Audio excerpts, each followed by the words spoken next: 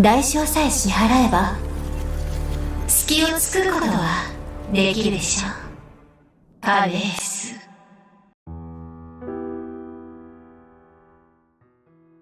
Absolute blasphemy. Ya. Tentu tidak perlu dijelaskan lagi kenapa saya membuka pembedahan atau analisis trailer Nicole kali ini dengan kata tersebut. Karena isi dari videonya adalah soal literally Nicole yang secara sadar menghujat penciptanya. Teasernya sangat menarik dan sebenarnya saya sering melewatkan untuk bahas teaser, tapi kali ini saya bahas karena pertama tentu sangat menarik dan yang kedua bisa saya katakan lore akurat, sehingga penting untuk dibedah. Saya pikir nantinya akan ada pembahasan yang cukup asing di permukaan yang hadir, tapi ntar saya coba jelaskan secara baik. Jadi langsung aja kita mulai analisa teaser dari Nicole Rain. 世界は謎だらけだね。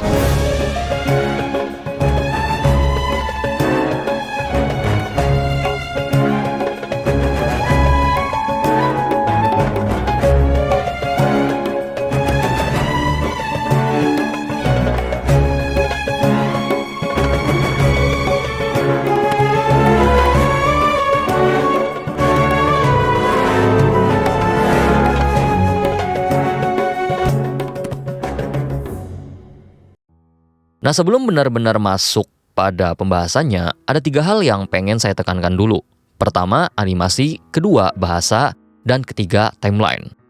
Animasi ini digarap oleh studio yang sama yang menggarap video Zibai dan Mizuki beberapa waktu yang lalu. Dan yang perlu diperhatikan adalah penggambarannya. Maksudnya gini, memang celestia ditampilkan pada teaser, lalu dekorasi One Civilization, kemudian ada pula Wasteland. Nah, yang digambarkan pada teaser adalah apa yang diajukan oleh tim Genshin, kemudian digarap oleh animator bersangkutan, dan disetujui oleh tim Genshin pula. Jadi belum tentu nantinya di in-game akan seperti tergambar pada teaser. Mungkin akan ada perbedaan pada eksekusi in-game-nya. Bahasa. Jujur beberapa section untuk bahasa Indonesia itu bisa dikatakan cukup kacau. Tentu salah satunya adalah bagian ini.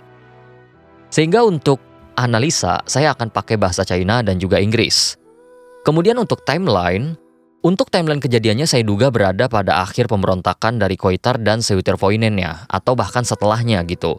Karena setelah saya mendalam, Vivi ini tuh sebenarnya adalah momen terakhir Nicole sebelum menerima kutukan ras malaikat akibat pemberontakan yang dipicu oleh Koitar.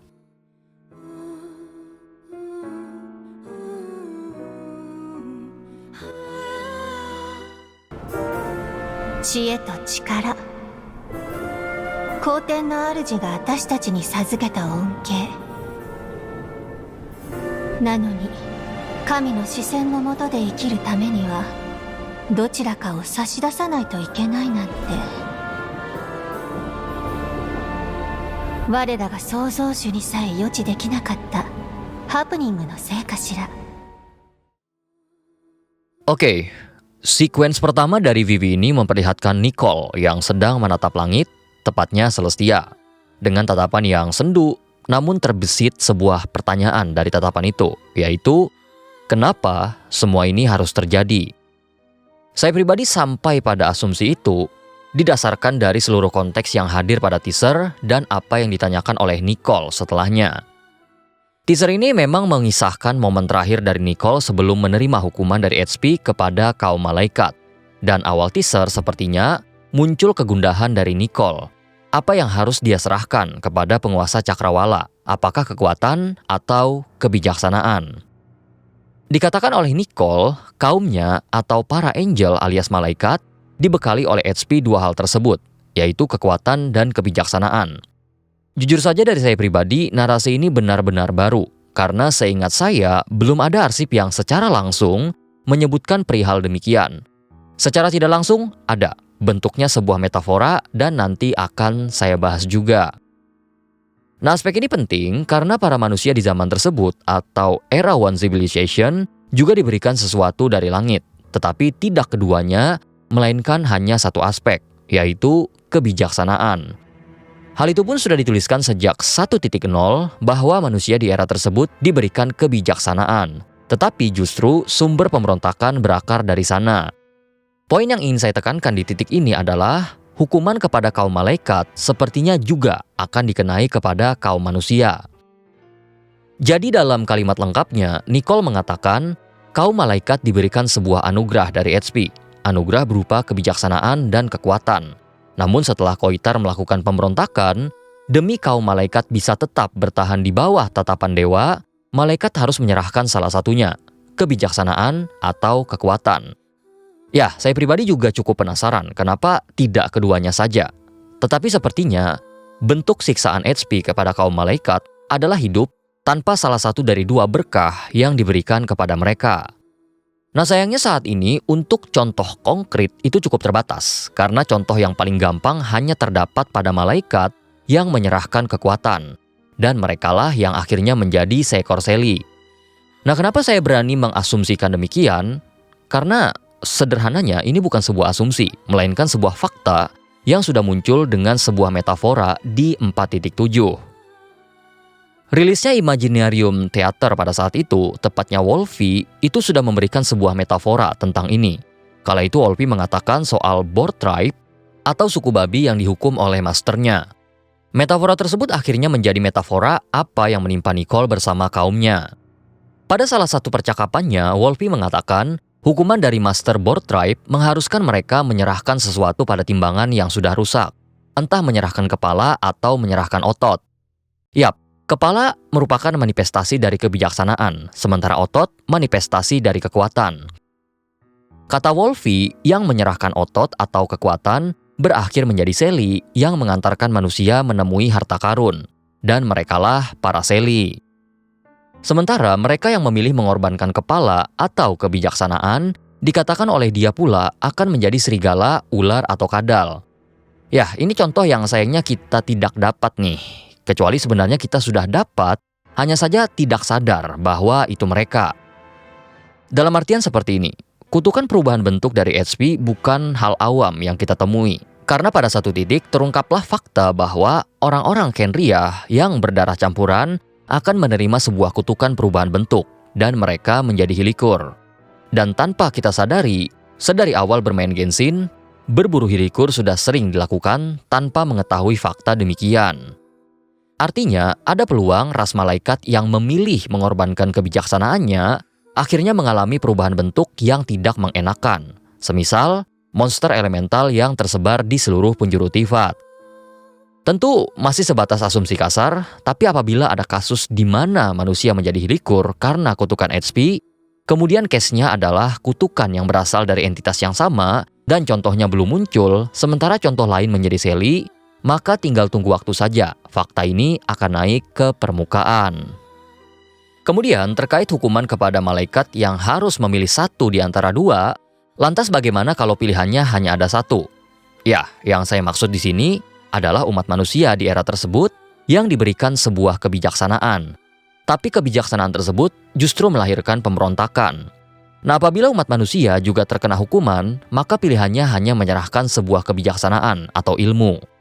Ini tentu masih sebatas kecurigaan, tapi ilmu tentang One Civilization itu nol besar. Maksud saya, ilmu atau pengetahuan tentang mereka sepertinya ada indikasi telah dihapus dari manusia. Ambil contoh Chen Yuvel, yang jelas-jelas merupakan descendant dari Langgan, tapi dari sana sama sekali tidak ada pengetahuan tentang One Civilization. Enkonomia sebenarnya punya ilmu tentang mereka, tapi itu merupakan sebuah kasus khusus.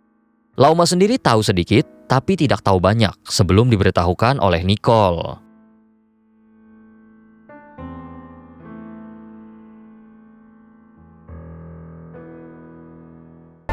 我らが創造主にさえ予知できなかったハプニングのせいかしら。Poin ini sebenarnya masih satu sequence dengan sebelumnya, tapi kita coba pisah dan bedah secara khusus. Nicole melakukan sebuah langkah yang bisa dikatakan sangat sesat pada momen ini. Karena alih-alih dia memuji atau bertobat, ya walaupun bertobat sebenarnya tidak bisa, Nicole justru mengatakan bahwa pilihan sebelumnya harus dibuat, tidak lain dan tidak bukan adalah ketidakmampuan dari penciptanya untuk melihat sesuatu yang tidak dapat diramalkan oleh dia. Ya, secara tidak langsung, penistaan besar telah dilakukan oleh Nicole. Yaitu dia mengatakan dia yang merangkai takdir ternyata tidak maha tahu. dan yang menimpa kaumnya adalah kesalahan dari dia sendiri. Buat teman-teman yang mungkin belum tahu perihal ini, pada Weapon Eater Like Spindelwood, Heavenly Principles dikatakan menenun benang takdir bagi seluruh makhluk hidup. Dan takdir itu merupakan divine plans yang juga disebut sacred plans of human. Selama takdir atau rencana itu diikuti oleh makhluk hidup, maka seluruh dunia akan dilingkup kebahagiaan. Dan tahu siapa yang menyampaikan divine plans kepada manusia? Yap, kaum malaikat. Jadi Nicole pada momen ini benar-benar menghina sebuah tugas yang dulu dia jalankan. Kasarnya bahkan meludah ke arah sesuatu yang dulu dianggap suci dan agung. Nah, ada satu poin yang akhirnya punya peluang terjawab setelah sekian tahun. Dan kita memang harus berterima kasih banget dengan teaser ini. Dulu Wolfie mengatakan ketika master dari Board Tribe menghukum mereka, kaum malaikat diberikan sebuah timbangan. Tapi timbangan itu sangat berkarat sampai timpang sebelah, sehingga hampir mustahil untuk bisa membalikan timbangannya. Metafora itu sepertinya adalah apa yang disampaikan oleh Nicole di sini, bahwa hukuman mereka sejak awal merupakan kesalahan dari HP yang tidak mampu untuk melihat kesalahannya. Terlebih, malaikat tidak diberikan kesempatan untuk membela diri dan pada akhirnya terpaksa memilih menyerahkan kekuatan atau kebijaksanaan. Nicole bisa lepas dari pilihan tersebut, saya rasa karena kecerdikannya sekaligus tugasnya lah yang mampu melakukannya. Tapi poin itu kita bahas di poin terakhir.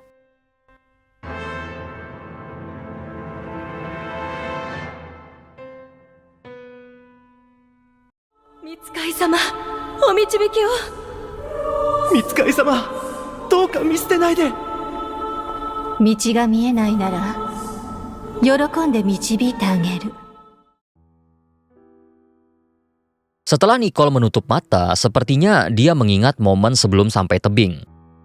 Dilihat dari kondisi yang ada, kemudian timeline waktu, serta mereka yang masih dibimbing oleh Divine Envoys, maka seharusnya tempat ini merupakan the last remain of one civilization. Memang ada beberapa kelompok seperti Frostmourne Scion atau misalnya penyintas langgan, tapi mereka berpindah tempat dari lokasi pembelotan. Sedangkan kasus kali ini, mereka tetap bertahan di tempat tersebut. Nah, awalnya bahkan pada live stream, saya pribadi menduga tempat ini adalah Arcadia. Tidak mustahil memang, tapi akan ada penjelasan proper yang mungkin memberatkan asumsi itu. Kemudian pada saat Nicole menaiki tangga, terdapat sekitaran 4 patung yang ada di koridor. Awalnya saya mengira patung tersebut adalah patung dari Angelus Heptade atau terduga 7 malaikat agung, tapi sepertinya ada sosok yang lebih tepat, karena mereka tidak digambarkan memiliki sayap. Saya belum tahu sebutan mereka apa dan apa fungsinya pada One Civilization, tapi anggaplah mereka sosok pandai pada era tersebut. Salah satunya yang bisa saya temukan adalah Aristeklis yang merupakan guru dari Historia. Dan sepertinya mereka-mereka ini akan ambil tokoh-tokoh Yunani, mengingat Aristeklis sepertinya ambil referensi dari orang yang sama di sejarah Yunani. Sehingga nama potensial lain adalah Achilles, mengingat adanya Ajax di era tersebut sebagai prajurit terkuat kedua. Nah, satu patung hadir pada sebuah aula ketika Nicole berjalan di antara manusia. Dugaan saya patung ini mungkin adalah patung yang lebih spesial dibandingkan sebelumnya, mengingat sorotan yang diberikan terkesan demikian.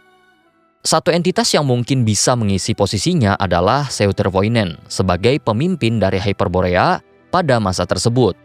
Dugaan ini juga bermuara pada ukiran patungnya, terutama bagian forearm, bicep, dan shoulder, yang secara normatif, massa ototnya adalah milik laki-laki. Di tempat yang sama ada sebuah mural yang cukup mencurigakan pada bagian sebelah kanan, yang semacam ditutupi oleh dekorasi langit-langit. Kita sebut sebagai mural 1 saja. Awalnya saya mengira mural 1 adalah mural yang digambarkan pada Pindaknir, tetapi sepertinya berbeda, karena penggambaran malaikat di mural pada teaser Nicole secara konsisten berwarna putih dengan tiara dan sayap. Sedangkan pada mural 1, baik yang berdiri ataupun berlutut sama-sama menggunakan toga namun berbeda warna. Nah, setidaknya yang bisa saya tangkap keduanya adalah manusia tetapi punya perbedaan kasta. Lalu pada lantai terlihat adanya simbol cross yang terletak pada bagian tengah. Ada 2 kemungkinan untuk lambang cross yang digunakan di sana.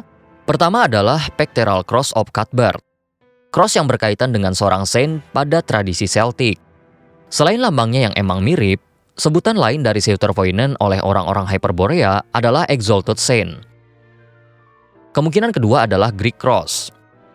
Kemungkinan kedua ini terkesan lebih netral aja karena penggunaannya tidak sekedar dalam keagamaan, melainkan lambang harmoni dari 4 elemen. Dan kebetulan ada 4 tiara dari 4 elemen yang mengisahkan era pada teaser tersebut.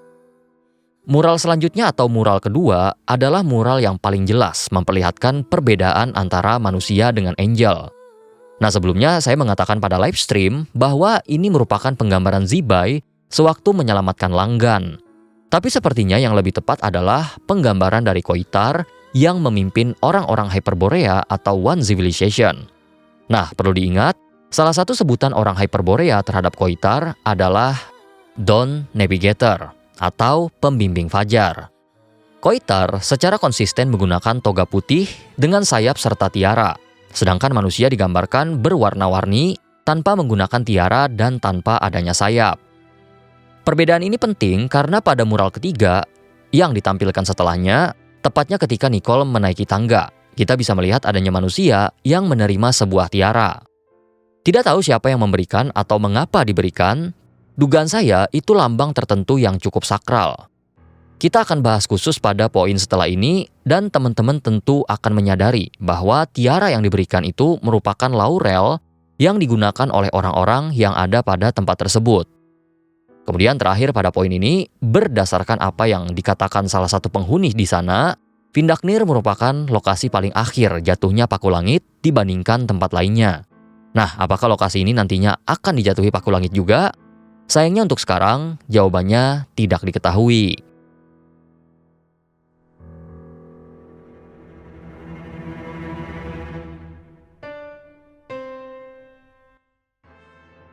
Oke, dugaan awal waktu live stream, tempat tersebut merupakan Arkadia. Tidak mustahil memang, karena beberapa poin yang mendukung, seperti kesaksian Historia pada Temple of Space, lalu gaya busananya yang bukan lagi mirip, tapi benar-benar gaya busana dari Historia. Namun setelah saya riset sedikit soal busana Historia, sepertinya gaya busana itu bukan khas dari Arkadia, melainkan status tertentu. Gini, pada Temple of Space tidak hanya Historia, tapi setidaknya ada 2 orang lain yang menggunakannya, yaitu Josephus dan Amoshiwat. Mengasumsikan Historia berasal dari Arkadia wajar, karena dia berada di era ketika naga membuka tabir langit, akan tetapi berbeda dengan dia, 2 nama lain yang saya sebutkan berada di era berbeda. Josephus berada pada era setelah Historia, dan katanya malaikat sudah tidak memberikan berkah kepada manusia. Artinya, setelah era Funerary War. Lebih jauh, Amoshiwat justru berada di era setelah Perang Arkon, mengingat dia menjadi salah satu anggota Grand Alliance bentukan Ohkan. Sehingga alih-alih setelan khusus pada suatu wilayah, saya pikir pakaian yang digunakan adalah status pencapaian di era One Civilization. Petunjuknya sendiri adalah pada tiara yang mereka gunakan, yang merupakan laurel wreaths yang kental dengan Yunani kuno. Dalam sejarahnya, laurel diberikan kepada orang-orang berprestasi entah di bidang atletik, musik, ataupun kesenian. Sehingga laurel wreaths merupakan simbol kemenangan atau prestasi. Pada titik inilah menjadi jelas menurut saya bahwa mereka yang menggunakan laurel dengan toga sebagai setelannya mungkin merupakan orang-orang yang digambarkan pada mural-mural One Civilization yang seakan menjadi pemimpin dari peradaban tersebut. Sekarang bayangkan ada sebuah tempat yang diisi oleh orang-orang dengan status serupa yang ditampilkan pada teaser, maka aman untuk mengatakan lokasi tersebut semacam gedung senat atau sederhananya tempat pemerintahan One Civilization. Untuk sekarang belum ada nama ofisialnya, tapi saya menduga nama yang akan digunakan nanti akan mengambil magistratus atau magistrate. Karena dari referensi yang saya baca, para senat di Roman Magistrate menggunakan toga sebagai pakaian resmi mereka. Ditambah dengan adanya laurel yang digunakan sebagai simbol dari Senatus Populusque Romanus, alias pemerintahan Romawi kuno. Jadi secara simbolik, pakaian dan juga fungsi mungkin akan cocok dengan orang-orang yang ada pada teaser.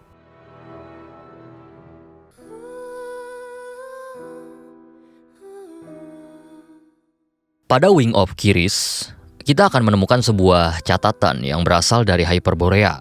Di salah satu paragraf di sana menuliskan ketidaksukaan penulis terhadap aksi dari pendahulunya yang terlalu kuno, kolot, dan bersujud kepada Heavenly Emissaries atau Divine Envoys. Tetapi secara mengejutkan, pada Vivi kali ini yang terjadi justru sebaliknya, bahwa mereka di penghujung era One Civilization justru meminta petunjuk dari Divine Envoys terakhir di masa tersebut. Jadi semacam ada sebuah kontradiksi, tapi sebenarnya belum tentu. Saya pribadi yakin bahwa malaikat di era tersebut akan terbagi faksi. Faksi Koitar yang memihak pemberontakan, ataupun faksi yang memihak kepada The Creator. Contoh nyata adalah Zibai. Pada saat dia melayani bulan dan bintang fajar sekaligus, dia bimbang dengan keyakinannya, dan akhirnya memilih bulan sebagai pangkuan barunya. Jadi tidak serta-merta manusia di era tersebut membuang kepercayaan akan Divine Envoys, malahan justru memilih Divine Envoys mana yang akan mereka percayai. Nicole setidaknya tidak berlawanan dengan keyakinan dari mereka yang ada di sana. Scene ketika Nicole membimbing manusia pada teaser ini sepertinya akan menjadi salah satu sequence terbaik pada teaser-teaser Genshin. Karena bagaimanapun dilihat, sequence-nya sangat menakjubkan. Pada momen ketika Nicole berbicara pada manusia di sana, sepertinya Nicole sudah mengutarakan maksudnya untuk menerima kutukan yang sudah ditujukan kepada para malaikat. Karena itulah bisa dikatakan itu merupakan momen perpisahan antara Nicole dengan manusia di sana. Manusia tetap meminta bimbingan, meminta petunjuk, dan juga jalan kepada Nicole sebagai seorang malaikat. Namun Nicole sudah berujar bahwa jalannya sudah dia tunjukkan, seakan memperkuat bahwa ini merupakan perpisahan, dan Nicole menegaskan kepada mereka, selama mereka yakin, suaranya masih akan bergema sampai kapanpun itu. Namun melalui apa yang mereka lihat, ujaran malaikat sepertinya tidak cukup mampu untuk membuat manusia yakin. Saat itulah ada yang mengatakan bahwa Vindaknir telah hancur, dan mulai meragukan apakah ini jalan yang tepat. Sekali lagi Nicole meyakinkan mereka. Dia paham dengan keraguan manusia, dia paham dengan apa yang terjadi, dan ketakutan yang mereka pendam. Kemudian menimpalinya, tidak perlu takut dengan itu semua, karena sebuah era baru yang terang sudah menunggu di depan mata. Semua sudah digariskan dan ditakdirkan. Jalan menuju masa depan tidak akan melenceng dari takdir tersebut. Luar biasanya, scene ini digambarkan oleh Hoyo hampir 6 tahun silam melalui prayer series. Kata, makna, dan kejadiannya pun mirip dengan apa yang digambarkan pada teaser. Nicole saat itu masih yakin dengan apa yang dia ucapkan kepada manusia, sampai pada titik sebuah pertanyaan benar-benar menusuk keyakinan Nicole. Bagaimana kalau ternyata takdir yang digariskan memang membawa dunia menuju kehancuran? Saat itulah keyakinan Nicole mulai goyah. Mungkin dia berkali-kali bertanya, jangan-jangan itu benar. Dan misalnya teman-teman perhatikan, melihat ekspresi Nicole di sini, air wajahnya menunjukkan ekspresi yang sama ketika Vocalors menerima takdirnya. Setelahnya posisi pun beralih, yakni Nicole yang pada akhirnya diyakinkan. Bukan oleh para manusia, melainkan malaikat lain yang sudah menerima takdir mereka terlebih dahulu. Mereka menyebut nama Nicole, mengatakan bahwa Heavenly Principles sudah membohongi mereka. Rencana suci yang diminta kepada malaikat untuk disampaikan ternyata adalah rencana penuh celah. Bahkan juga mengatakan, The Creator tidaklah maha tahu dan maha kuasa. Nah, yang terpenting adalah perkataan terakhir, bahwa dunia dan takdir mampu berubah. Saya pribadi menangkap sebuah poin penting di sini, bahwa bisikan terakhir yang diterima oleh Nicole adalah jawaban untuk pertanyaan terakhir yang dia terima. Bagaimana kalau takdir ini justru mengantarkan kepada kehancuran? Maka jawabannya biarlah seperti itu, karena rupanya takdir serta dunia bisa diubah.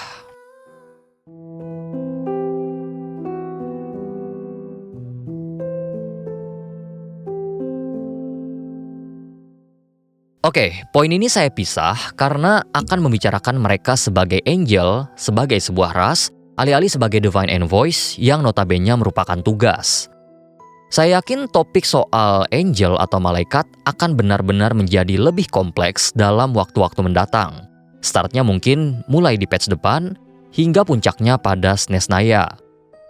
Teaser Nicole menunjukkan beberapa hal tentang angel yang mungkin selama ini terlalu terbatas. Salah satunya mungkin adalah cameo pertama dari Angelos Heptate, terduga 7 malaikat agung dari Heavenly Principles. Eksistensi mereka masih sebatas dugaan, tapi berdasarkan weapon baru Nicole, kata Heptate di sana berarti kumpulan 7. Jadi memang ada 7 malaikat spesial dari HP. Teaser sendiri menunjukkan ada 6 bayangan, dan ditambah dengan keberadaan Nicole menjadi 7. Kemudian mural pada langit-langit, saya rasa teman-teman juga menyadari ada yang janggal. Bagian lingkaran gelap letaknya tidak simetris, dan tentu teman-teman dengan mudah menyadari bahwa bentuknya sudah mirip dengan Spiral Abyss. Jujur saya cukup buntu untuk memaknainya, tapi saya sampai pada sebuah kesimpulan tentang malaikat yang mungkin melakukan sesuatu pada langit palsu. Yap, langit berbentuk kubah saya pikir adalah manifestasi dari langit palsu, dan terlihat malaikat berjejer pada bagian samping untuk memberikan sesuatu pada lokasi tersebut. Dan yang terjadi pada era tersebut adalah Nibelung yang pulang ke Tivat, dan cara pulangnya mungkin adalah karena bantuan dari kaum malaikat yang semacam membuka langit palsu. Saya rasa ini juga bisa menjadi reason kenapa kemudian HP semarah itu kepada kaum malaikat. Kendati demikian, hal ini juga belum jadi pegangan karena kesaksian Nabu Malikata sendiri masih menunjukkan adanya narasi yang agak bertentangan. Mengingat pada Amethyst Crown, justru Nibelunglah yang dikatakan memerangi kaum malaikat di era Perang Api Pengabuan.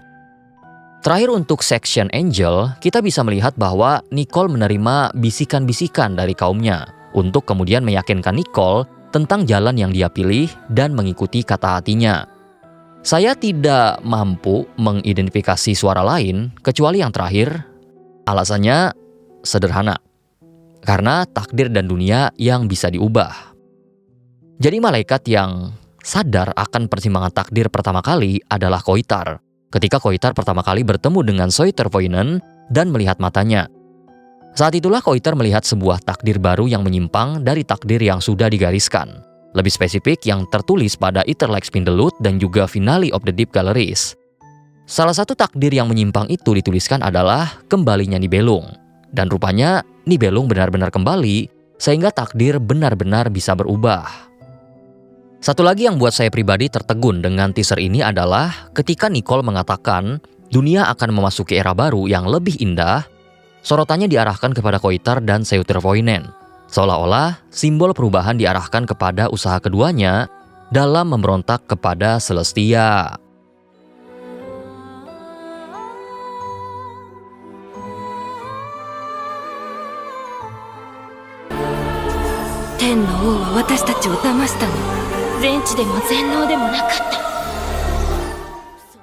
Dalam narasi yang dibangun oleh para angel atau malaikat ketika meyakinkan Nicole adalah soal ketidakmahakuasaan dari HP, rencananya yang ternyata penuh celah dan dunia bisa berubah. Seakan-akan mengatakan segala sesuatu dilingkupi oleh kebohongan. Nah hanya saja kalau kita tarik case-nya pada perspektif yang lain, sebenarnya kebohongan tidak hanya datang dari HP, melainkan dari sisi manusia juga. Hal pertama yang saya sadari adalah manusia-manusia di sana sepertinya tidak semuanya pernah melihat atau bertemu dengan Dawn Navigator, Koitar. Mural Koitar menurut saya ada celahnya, yaitu pada mahkota. Di Finale of the Deep Galleries, ketika Koitar melihat delusi yang terpancar dari mata Soitervoinen, mahkota miliknya hancur dan setelahnya dia membuang mahkota tersebut ke salju yang berada pada Silver Tree, tempat dia sebelumnya bersemayam. Sehingga Koitar seharusnya tidak memiliki mahkota lagi pada saat memimpin Hyperborea. Tapi pada mural justru masih digambarkan ada, bahkan di mural keempat ketika dia bersama suaminya menghadapi Celestia, mahkota tersebut masih ada. Mural keempat pun sebenarnya kebohongannya lebih nyata lagi, karena coba lihat apa yang dipijak oleh Soitervoinen. Dia memijak sebuah platform yang mampu mencapai langit. Kembali pada Wing of Kiris. Soal menara tersebut harusnya adalah menara yang coba dibangun oleh Hyperborea dan dikatakan menara yang mampu mencapai langit, serta dari tempat tersebut manusia akan menghunuskan pedang kepada Celestia. Namun, berdasarkan sejarah dari Frost Moon Science yang disampaikan oleh Lauma, menara itu nyatanya tidak pernah berdiri. Jadi mural perlawanan sepertinya hanya sebuah simbol, bukan sebuah kejadian nyata, dalam artian kebohongan. Namun, ada sebuah celah yang sebenarnya bisa mengatasi kebohongan soal perlawanan terhadap HP. Mural di era One Civilization bukanlah mural biasa, melainkan mural yang digambarkan oleh orang tertentu. Putri Pindagnir, salah satu pelukis mural di era tersebut, dia memiliki sebuah kemampuan untuk melihat masa depan. Kecurigaan saya, mural-mural yang ada bukan sekedar harapan, melainkan sebuah gambaran persimpangan takdir, sama seperti yang diperlihatkan kepada Koitar ketika dia mendapatkan delusi dari Seutervoinen.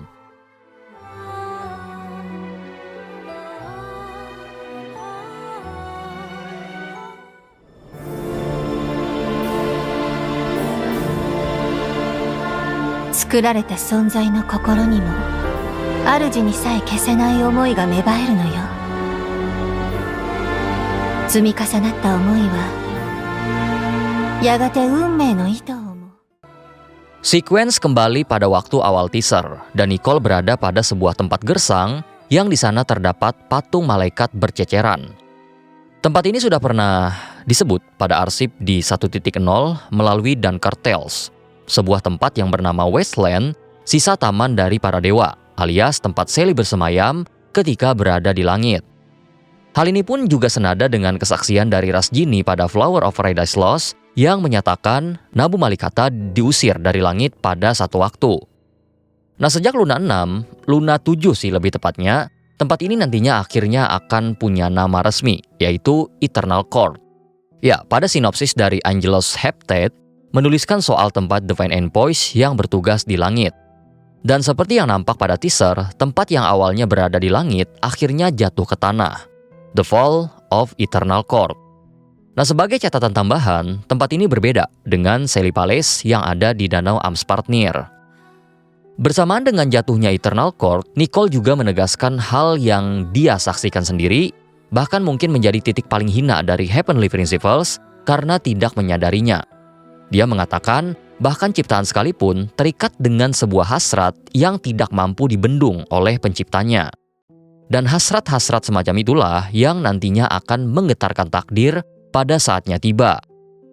Nicole sebenarnya menceritakan suatu kejadian yang dialami oleh kaum malaikat ketika mereka menaruh murka kepada para manusia yang mulai mempertanyakan langit. Ya, narasi ini sudah dikembangkan pada 1.0 melalui Prayer Series, bahkan konsisten sampai sekarang melalui Aubade of the Morning Star and Moon, bahwa awal mula pertanyaan dengan konotasi memberontak hadir diawali dengan pemberian dari langit itu sendiri. Peristiwa yang gagal dilihat oleh HP melalui takdir sucinya dan poin penguat bahwa dia memang tidak maha tahu. Dan saat itulah, Nicole menciptakan sebuah loophole dari kutukan kaum Sally.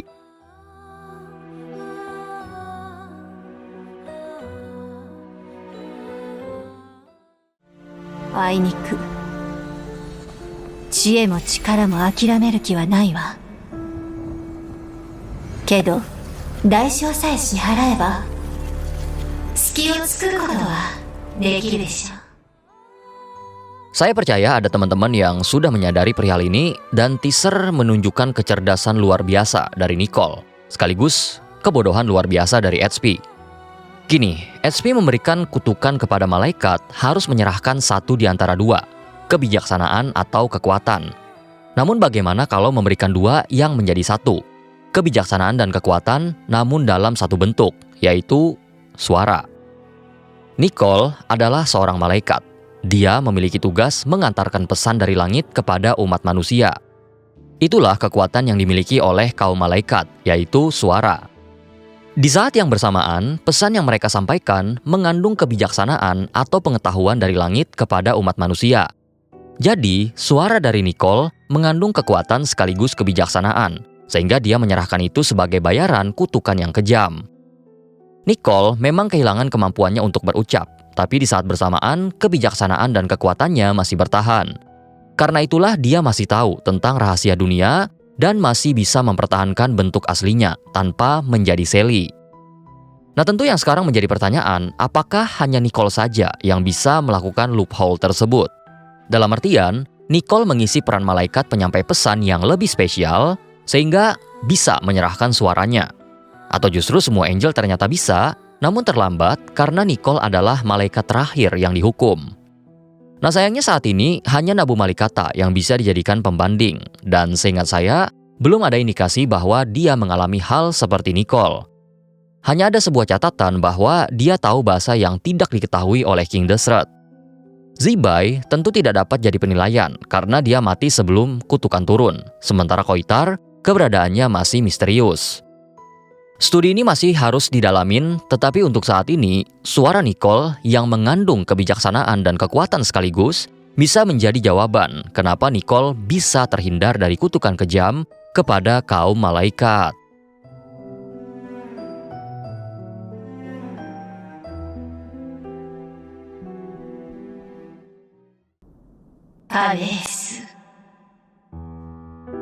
Untuk menutup teaser, tim animator dan Genshin memberikan sebuah efek kejut ketika menyebutkan nama Panes. Ini saya izin menggunakan dari penyebutan Jepang aja karena entah kenapa menggunakan penyebutan Inggris agak kurang enak buat didengar. Ini kabar baik, terutama ternyata tidak hanya manusia yang menggunakan nama tersebut untuk menyebut Heavenly Principles, namun higher entity juga menggunakan istilah yang sama. Hanya saja untuk saat ini belum ada implikasi yang benar-benar serius, setidaknya dari studi yang saya dalamin ya. Kalau ternyata ada, ya bagus, tapi untuk saya belum ada. Bahkan untuk sekarang, saya pribadi masih belum akan menganggap Panes sebagai nama asli, melainkan nama desendernya. Sama halnya dengan nama Gnostik dari para Archon. Panes sendiri adalah nama Cosmic Man yang berasal dari mitologi Yunani, sehingga wajar orang-orang dan entitas di era tersebut menyebut dia sebagai Panes. Jadi nanti desender lain sepertinya juga akan punya nama khusus. Semisal yang pernah saya bahas pada suatu video, mungkin desender 3 akan ambil nama Purusha. Tapi satu hal yang cukup unik untuk penggunaan nama Panes, dia ternyata dikenal memiliki 2 penyebutan lain, yaitu Erikepies dan Mythis. Erikepies adalah power, sementara Mythis adalah Thoth. Dan 2 aspek itulah yang diberikan oleh Panes kepada kaum malaikat. Ya, aku ucapkan selamat datang di Genshin Impact. Oke, jadi tadi itu analisa karakter teaser dari Nicole yang secara lore memang cukup akurat sana-sini sehingga worth it lah buat dibahas. Semoga video ini bisa ngebantu teman-teman untuk lebih dalamin isi daripada teasernya, terutama yang berkaitan dengan lore in-game. Kemudian apabila teman-teman mau nambahin atau misalnya koreksi, misalnya saya keliru, boleh banget di kolom komentar. Selama bukan leak atau spoiler, dipersilahkan. Kemudian terima kasih buat teman-teman membership, terutama para desender atas dukungannya selama ini. Thank you berat.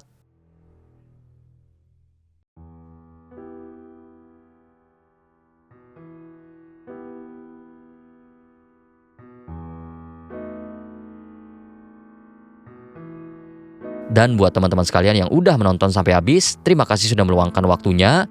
Kalau suka dengan kontennya, jangan lupa berikan like, komen, dan subscribe. Atau bisa gabung membership juga untuk dukungan langsung, serta eksklusif konten.